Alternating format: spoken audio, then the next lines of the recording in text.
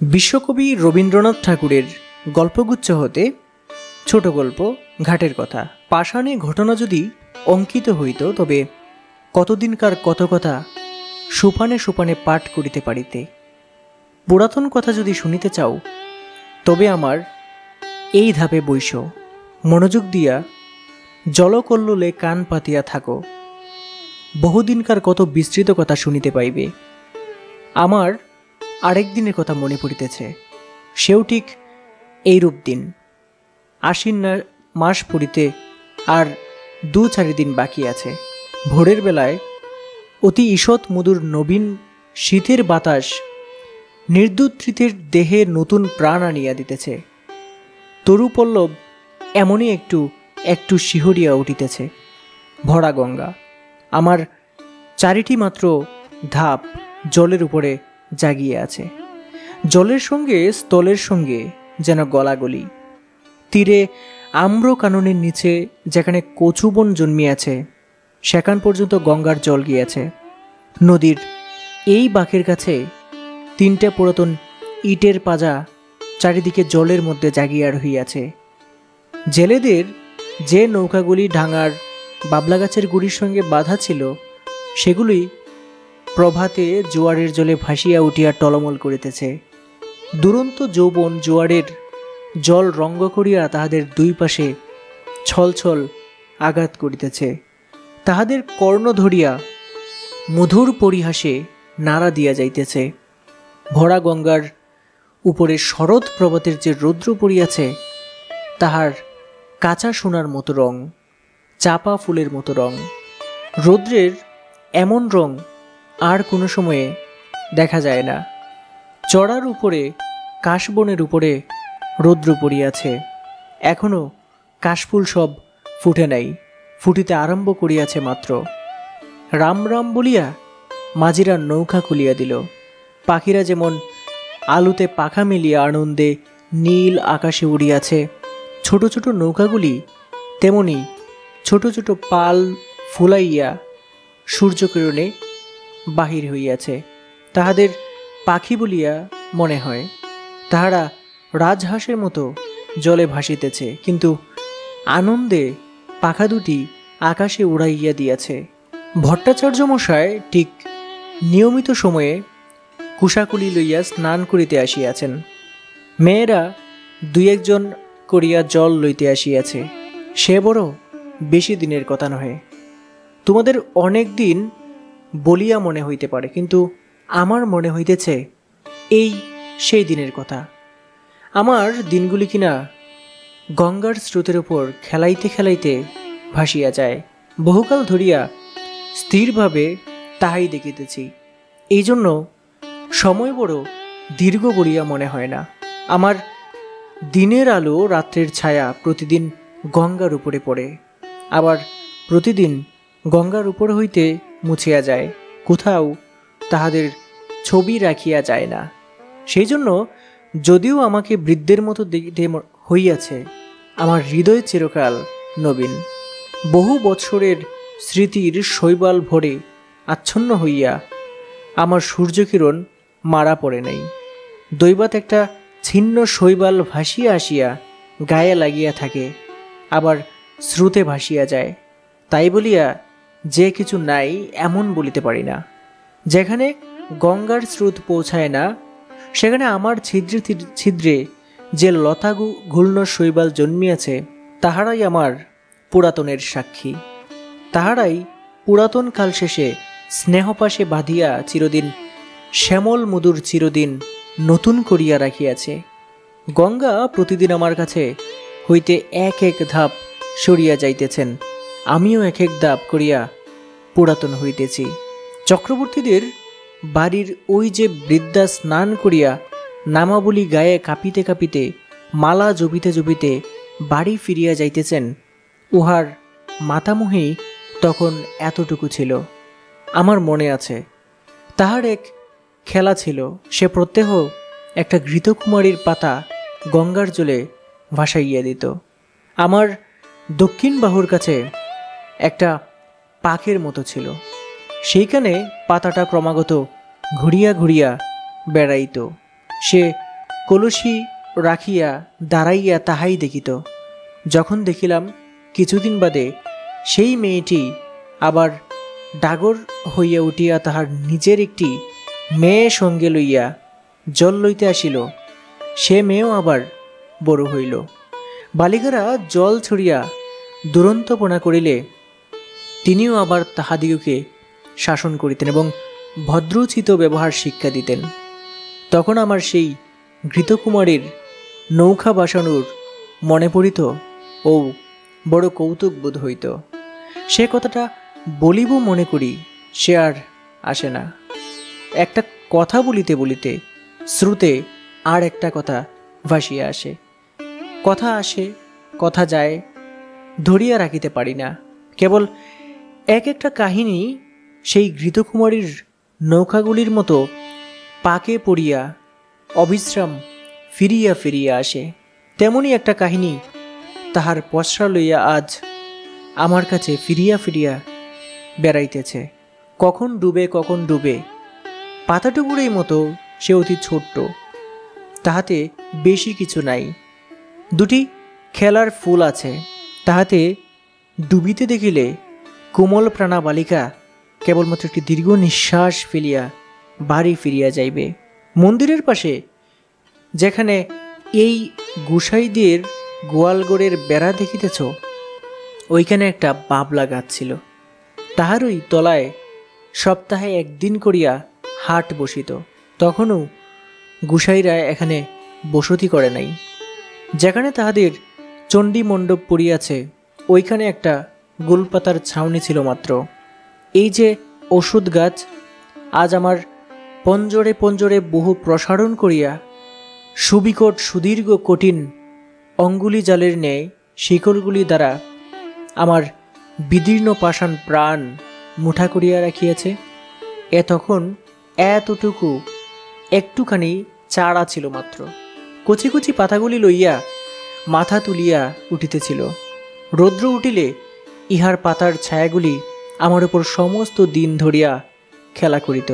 ইহার নবীন শিকড়গুলি শিশুর অঙ্গুলির ন্যায় আমার বুকের কাছে কিলবিল করিত।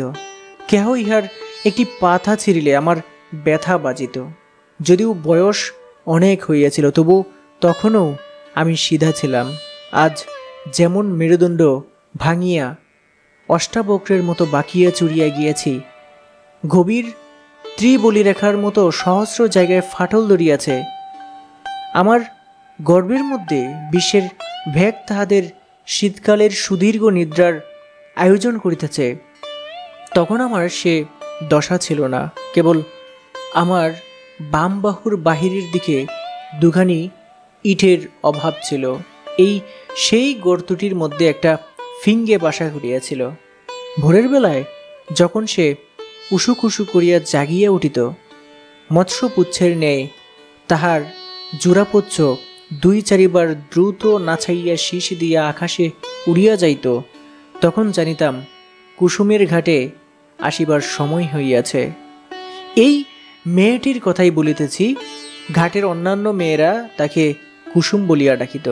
বোধ করি কুসুমই তাহার নাম হইবে।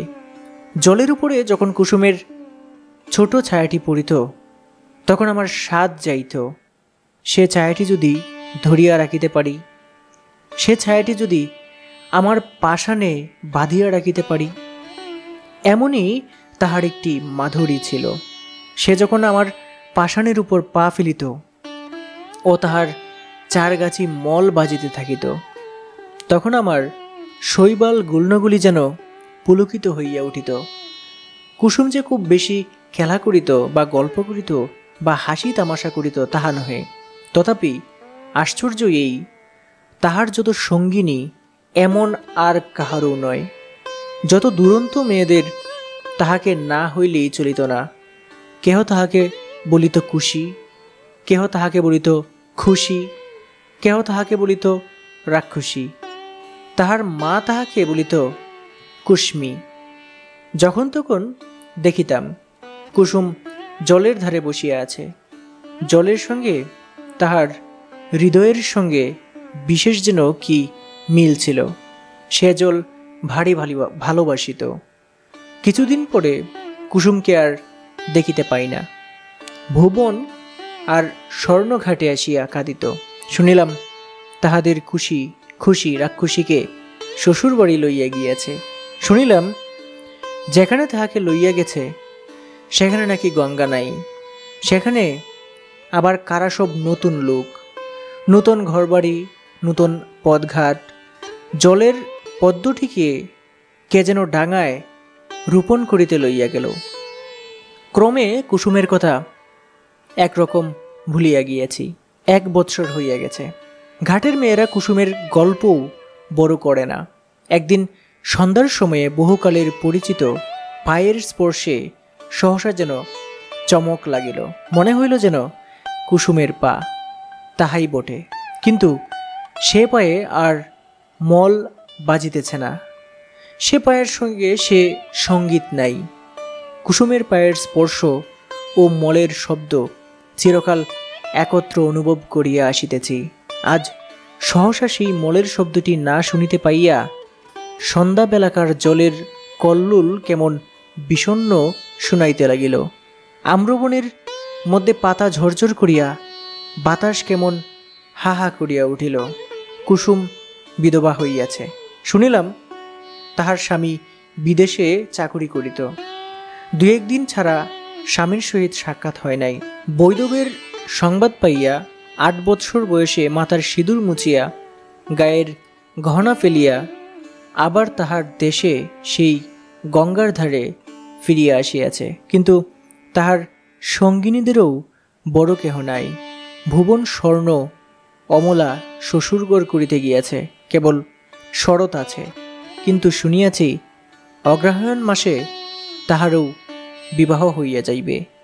কুসুম নিতান্ত একলা পড়িয়াছে, কিন্তু সে যখন 2টি হাঁটুর উপর মাথা রাখিয়া চুপ করিয়া আমার ধাবে বসিয়া থাকিত, তখন আমার মনে হইত যেন নদীর ঢেউগুলি সবাই মিলিয়া হাত তুলিয়া তাহাকে খুশি রাক্ষসী বলিয়া ডাকাডাকি করিত। বর্ষার আরম্ভে গঙ্গা যেমন প্রতিদিন দেখিতে দেখিতে ভরিয়া ওঠে, কুসুম তেমনি দেখিতে দেখিতে প্রতিদিন সৌন্দর্যে যৌবনে ভরিয়া উঠিতে লাগিল। কিন্তু তাহার মলিন বসন, করুণ মুখ, শান্ত স্বভাবে তাহার যৌবনের উপর এমন একটি ছায়াময় আবরণ রচনা করিয়া দিয়াছিল যে সে যৌবন, সে বিকশিত রূপ সাধারণের চোখে পড়িত না। কুসুম যে বড় হইয়াছে এ যেন কেহ দেখিতে পাইত না। আমি তো পাইতাম না। আমি কুসুমকে সেই বালিকাটির চেয়ে বড় কখনো দেখি নাই। তাহার মল ছিল না বটে, কিন্তু সে যখন চলিত আমি সেই মলের শব্দ শুনিতে পাইতাম। এমনই করিয়া 10 বৎসর যখন কখন কাটিয়া গেল গায়ের লোকেরা কেহ যেন জানিতে পারিল না। এই আজ যেমন দেখিতেছে, সে বৎসরও ভাদ্র মাসের শেষাশেষি এমন একদিন আসিয়াছিল। তোমাদের প্রপিতামহীরা সেদিন সকালে উঠিয়া এমনিতর মধুর সূর্যের আলো দেখিতে পাইয়াছিলেন। তাহারা যখন এতখানি ঘুমটা টানিয়া কলসি তুলিয়া লইয়া আমার উপরে প্রভাতের আলো আরও আলোময় করিবার জন্য গাছপালার মধ্য দিয়া গ্রামের উঁচু নিচু রাস্তার ভিতর দিয়া গল্প করিতে করিতে চলিয়া আসিতেন, তখন তোমাদের সম্ভাবনাও তাহাদের মনের এক পার্শ্বে উদিত হইত না। তোমরা যেমন ঠিক তেমন করিতে পারো না। তোমাদের দিদিমারাও সত্যই একদিন খেলা করিয়া বেড়াইতেন। আজিকার দিন যেমন সত্য, যেমন জীবন্ত, সেদিনও ঠিক তেমনই সত্য ছিল। তোমাদের মতো তরুণ হৃদয়খানি লইয়া সুখে দুঃখে তাহারা তোমাদেরই মতো টলমল করিয়া দুলিতেছেন। তেমনি আজিকার এই শরতের দিন তাহারা হীন। তাহাদের সুখ দুঃখের স্মৃতি লেশমাত্র হীন। আজিকার এই শরতের সূর্য করুজ্জ্বল আনন্দ ছবি তাহাদের কল্পনার নিকটে তদপেক্ষাও অগোচর ছিল। সেদিন ভোর হইতে প্রথম উত্তরের বাতাস অল্প অল্প করিয়া বহিতে আরম্ভ করিয়া ফুটন্ত বাবলা ফুলগুলি আমার উপরে এক আধটা উড়াইয়া ফেলিতেছিল। আমার পাষাণের উপরে একটু একটু শিশিরের রেখা পড়িয়াছিল। সেদিন সকালে কোথা হইতে গৌরতনু সমুজ্জ্বল মুখচ্ছবির দীর্ঘকায় এক নবীন সন্ন্যাসী আসিয়া আমার সম্মুখস্থ এই শিব মন্দিরে আশ্রয় লইলেন। সন্ন্যাসীর আগমন বার্তা গ্রামের রাষ্ট্র হইয়া পড়িল। মেয়েরা কলসি রাখিয়া বাবা ঠাকুরকে প্রণাম করিবার জন্য মন্দিরে গিয়া ভিড় করিল। ভিড় প্রতিদিন বাড়িতে লাগিল। একে সন্ন্যাসী, তাহাতে অনুপম রূপ, তাহাতে তিনি কাহাকেও অবহেলা করিতেন না। ছেলেদের খুলে লইয়া বসাইতেন, জননীদিগকে ঘরকন্যার কথা জিজ্ঞাসা করিতেন। নারী সমাজে অল্পকালের মধ্যেই তাহার অত্যন্ত প্রতিপত্তি হইল। তাহার কাছে পুরুষও বিস্তর আসিত। কোনোদিন ভগবত পাঠ করিতেন, কোনোদিন ভগবত গীতার ব্যাখ্যা করিতেন, কোনোদিন মন্দিরে বসিয়া নানা শাস্ত্র লইয়া আন্দোলন করিতেন। তাহার নিকটে কেহ উপদেশ লইতে আসিত, কেহ মন্ত্র লইতে আসিত, কেহ রোগের ঔষধ জানিতে আসিত। মেয়েরা ঘাটে আসিয়া বলা বলি করিত, আহা কি রূপ! মনে হয় যেন মহাদেব সশরীরে তাহার মন্দিরে আসিয়া অধিষ্ঠিত হইয়াছেন। যখন সন্ন্যাসী প্রতিদিন প্রত্যুষে সূর্যোদয়ের পূর্বে শুক তারাকে সম্মুখে রাখিয়া গঙ্গার জলে নিমগ্ন হইয়া ধীর গম্ভীর স্বরে সন্ধ্যা বন্দনা করিতেন, তখন আমি জলের কল্লোল শুনিতে পাইতাম না। তাহার কণ্ঠে কণ্ঠস্বর শুনিতে শুনিতে প্রতিদিন গঙ্গার পূর্ব উপকূলের আকাশ রক্তবর্ণ হইয়া উঠিত।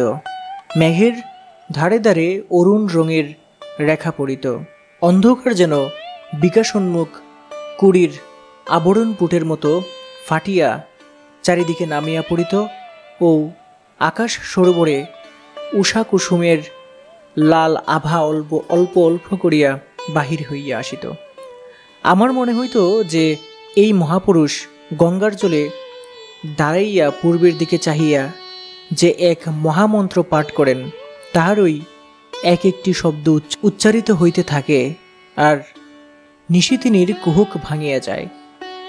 চন্দ্রতারা পশ্চিমে নামিয়া পড়ে, সূর্য পূর্বাকাশে উঠিতে থাকে, জগতের দৃশ্যপট পরিবর্তিত হইয়া যায়। একে মায়াবী। স্নান করিয়া যখন সন্ন্যাসী হোম শিখার নেয় তাহার দীর্ঘ শুভ্র পুণ্যতনু লইয়া জল হইতে উঠিতেন, তাহার জটাজুট হইতে জল ঝরিয়া পড়িত, তখন নবীন সূর্যকিরণ তাহার সর্বাঙ্গে পড়িয়া প্রতিফলিত হইতে থাকিত। এমন আরও কয়েক মাস কাটিয়া গেল। চৈত্র মাসে সূর্যগ্রহণের সময় বিস্তর লোক গঙ্গা স্নানে আসিল। বাবলাতলায় মস্ত হাট বসিল। এই উপলক্ষে সন্ন্যাসীকে দেখিবার জন্যও লোক সমাগম হইল। সে গ্রামে কুসুমের শ্বশুর বাড়ি, সেখান হইতেও অনেকগুলি মেয়ে আসিয়াছিল। সকালে আমার ধাপে বসিয়া সন্ন্যাসী জপ করিতেছিলেন, তাহাকে দেখিয়াই সহসা একজন মেয়ে আরেকজনের গা টিপিয়া বলিয়া উঠিল, ওলো, এ যে আমাদের কুসুমের স্বামী। আর একজন আঙুলে দুই ঘুমটা কিছু ফাঁক করিয়া ধরিয়া বলিয়া উঠিল, ওমা, তাই তো গা, এ যে আমাদের চাটুজ্যেদের বাড়ির ছোট দাদাবাবু। আরেকজন ঘুমটার বড় ঘটা করিত না, সে কহিল, আহা, তেমনি কপাল, তেমনি নাক, তেমনি চোখ। আরেকজন সন্ন্যাসীর দিকে মনোযোগ না করিয়া নিঃশ্বাস ফেলিয়া কলসি দিয়া জল ঠেলিয়া বলিল, আহা, সে কি আর আছে, সে কি আর আসবে, কুসুমের কি তেমনি কপাল। তখন কেহ বলিল, তার এত দাড়ি ছিল না। কেহ বলিল, সে এমন এক হাড়া ছিল না। কেহ বলিল, সে যেন এতটা লম্বা নয়। এইরূপে এক কথাটার এরূপ নিষ্পত্তি হইয়া গেল, আর উঠিতে পাইল না। গ্রামের আর সকলেই সন্ন্যাসীকে দেখিয়াছিল, কেবল কুসুম দেখে নাই। অধিক লোক সমাগম হওয়াতে কুসুম আমার কাছে আসা একেবারে পরিত্যাগ করিয়াছিল। একদিন সন্ধ্যাবেলায় পূর্ণিমা তিথিতে চাঁদ উঠিতে দেখিয়া বুঝি আমার পুরাতন সম্বন্ধ তাহার মনে পড়িল। তখন ঘাটে আর কেহ লোক ছিল না। জিজি পোকা জিজি করিতেছিল। মন্দিরের কাসর ঘণ্টা বাজা এই কিছুক্ষণ হইল শেষ হইয়া গেল। তাহার শেষ শব্দতরঙ্গ ক্ষীণতর হইয়া পরপরের ছায়াময় বনশ্রেণীর মধ্যে ছায়ার মতো মিলাইয়া গেছে। পরিপূর্ণ জ্যোৎস্না, জোয়ারের জল ছলছল করিতেছে। আমার উপরে ছায়াটি ফেলিয়া কুসুম বসিয়া আছে। বাতাস বড় ছিল না, গাছপালা নিস্তব্ধ। কুসুমের সম্মুখে গঙ্গার বক্ষে অবারিত প্রসারিত জ্যোৎস্না, কুসুমের পশ্চাতে আশেপাশে ঝোপে ঝাপে গাছে পালায়, মন্দিরের ছায়ায়, ভাঙা গুড়ের ভিত্তিতে, পুষ্করিণীর ধারে, তাল বনে অন্ধকার গা ঢাকা দিয়া মুখে মুড়ি দিয়া বসিয়া আছে। ছাতিম গাছের শাখায় বাদুর ঝুলিতেছে। মন্দিরের চূড়ায় বসিয়া পেচক কাঁদিয়া উঠিতেছে। লোকালয়ের কাছে শৃগালের ঊর্ধ্ব চিৎকার ধ্বনি উঠিল ও থামিয়া গেল। সন্ন্যাসী ধীরে ধীরে মন্দিরের ভিতর হইতে বাহির হইয়া আসিলেন। ঘাটে আসিয়া 2-1 সোপান নামিয়া একাকিনী রমণীকে দেখিয়া ফিরিয়া যাইবেন মনে করিতেছেন। এমন সময়ে সহসা কুসুম মুখ তুলিয়া পশ্চাতে চাহিয়া দেখিল, তাহার মাথার উপর হইতে কাপড় পড়িয়া গেল। ঊর্ধ্ব মুখ ফুটন্ত ফুলের উপরে যেমন জ্যোৎস্না পড়ে, মুখ তুলিতেই কুসুমের মুখের উপর তেমনি জ্যোৎস্না পড়িল। সেই মুহূর্তেই উভয়ের দেখা হইল, যেন চেনাশোনা হইল। মনে হইল যেন পূর্বজন্মের পরিচয় ছিল। মাথার উপর দিয়া পেচক ডাকিয়া চলিয়া গেল। শব্দে সচকিত হইয়া আত্মসংবরণ করিয়া কুসুম মাথার কাপড় তুলিয়া দিল। উঠিয়া সন্ন্যাসীর পায়ের কাছে লুঠাইয়া প্রণাম করিল। সন্ন্যাসী আশীর্বাদ করিয়া তাহাকে জিজ্ঞাসা করিলেন, তোমার নাম কি? কুসুম কহিল, আমার নাম কুসুম। সে রাত্রে আর কোনো কথা হইল না। কুসুমের ঘর খুব কাছেই ছিল।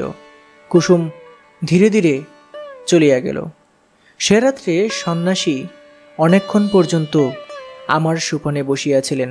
অবশেষে যখন পূর্বের চাঁদ পশ্চিমে আসিল, সন্ন্যাসীর পশ্চাতের ছায়া সম্মুখে আসিয়া পড়িল, তখন তিনি উঠিয়া মন্দিরে গিয়া প্রবেশ করিলেন। তাহার পরদিন হইতে আমি দেখিতাম কুসুম প্রত্যহ আসিয়া সন্ন্যাসীর পদধূলি লইয়া যাইত। সন্ন্যাসী যখন শাস্ত্র ব্যাখ্যা করিতেন, তখন সে একধারে দাঁড়াইয়া শুনিত। সন্ন্যাসী প্রাতঃসন্ধ্যা সমাপন করিয়া কুসুমকে ডাকিয়া তাহাকে ধর্মের কথা বলিতেন। সব কথা সে কি বুঝিতে পারিত, কিন্তু অত্যন্ত মনোযোগের সহিত সে চুপ করিয়া বসিয়া শুনিত। সন্ন্যাসীকে তাহাকে যেমন উপদেশ করিতেন, সে অবিকল তাহাই পালন করিত। প্রত্যহ সে মন্দিরের কাজ করিত, দেবসেবায় আলস্য করিত না। পূজার ফুল তুলিত, গঙ্গা হইতে জল তুলিয়া মন্দির দৌত করিত। সন্ন্যাসী তাহাকে সে সকল কথা বলিয়া দিতেন। আমার সুপানে বসিয়া সে তাহাই ভাবিত। ধীরে ধীরে তাহার যেন দৃষ্টি প্রসারিত হইয়া গেল, হৃদয় উদ্ঘাটিত হইয়া গেল। সে যাহা দেখে নাই তাহা দেখিতে লাগিল, যাহা শুনে নাই তাহা শুনিতে লাগিল। তাহার প্রশান্ত মুখে যেন একটা ম্লান ছায়া ছিল, তাহা দূর হইয়া গেল। সে যখন ভক্তিভরে প্রভাতে সন্ন্যাসীর পায়ের কাছে লুটাইয়া পড়িত, তখন তাহাকে দেবতার নিকটে উৎসর্গীকৃত শিশির ধৌত পূজার ফুলের মতো দেখাইত। একটি সুবিমল প্রফুল্লতা তাহার সর্বশরীরে আলো করিয়া তুলিল। শীতকালের এই অবসান সময়ে শীতের বাতাস বয়। আবার একদিন সন্ধ্যাবেলায় সহসা দক্ষিণ হইতে বসন্তের বাতাস দিতে থাকে। আকাশে হিমের ভাব একেবারে দূর হইয়া যায়। অনেকদিন পরে গ্রামের মধ্যে বাঁশি বাজিয়া ওঠে, গানের শব্দ শুনিতে পাওয়া যায়। মাঝিরা স্রোতে নৌকা ভাসাইয়া দ্বার বন্ধ করিয়া শ্যামের গান গাহিতে থাকে। শাখা হইতে শাখান্তরে পাখিরা সহসা পরম উল্লাসে উত্তর প্রত্যুত্তর করিতে আরম্ভ করে। সময়টা এইরূপ আসিয়াছে। বসন্তের বাতাস লাগিয়া আমার পাষাণ হৃদয়ের মধ্যে অল্পে অল্পে যেন যৌবনের সঞ্চার হইতেছে। আমার প্রাণের ভিতরকার সেই নব যৌবনোচ্ছ্বাস আকর্ষণ করিয়াই যেন আমার লতাগুল্মগুলি দেখিতে দেখিতে ফুলে ফুলে একেবারে বিকশিত হইয়া উঠিতেছে। এ সময়ে কুসুমকে আর দেখিতে পাই না। কিছুদিন হইতে সে আর মন্দিরেও আসে না, ঘাটেও আসে না। সন্ন্যাসীর কাছে তাহাকে আর দেখা যায় না। ইতিমধ্যে কি হইল আমি কিছুই জানিতে পারি নাই। কিছুকাল পরে একদিন সন্ধ্যাবেলায় আমারই সুপানে সন্ন্যাসীর সহিত কুসুমের সাক্ষাৎ হইল। কুসুম মুখ নত করিয়া কহিল, প্রভু, আমাকে কি ডাকিয়া পাঠাইয়াছেন? হ্যাঁ, তোমাকে দেখিতে পাই না কেন? আজকাল দেবসেবায় তোমার এত অবহেলা কেন? কুসুম চুপ করিয়া রহিল। আমার কাছে তোমার মনের কথা প্রকাশ করিয়া বলো। কুসুম ঈষৎ মুখ ফিরাইয়া কহিল, প্রভু, আমি পাপীয়সী, সেই জন্যই এই অবহেলা। সন্ন্যাসী অত্যন্ত স্নেহপূর্ণ স্বরে বলিলেন, কুসুম, তোমার হৃদয়ে অশান্তি উপস্থিত হইয়াছে, আমি তাহা বুঝিতে পারিয়াছি। কুসুম যেন চমকিয়া উঠিল। সে হয়তো মনে করিল সন্ন্যাসী কতটা না জানি বুঝিয়াছেন। তাহার চোখে অল্পে অল্পে জলে ভরিয়া আসিল। সে সেইখানে বসিয়া পড়িল।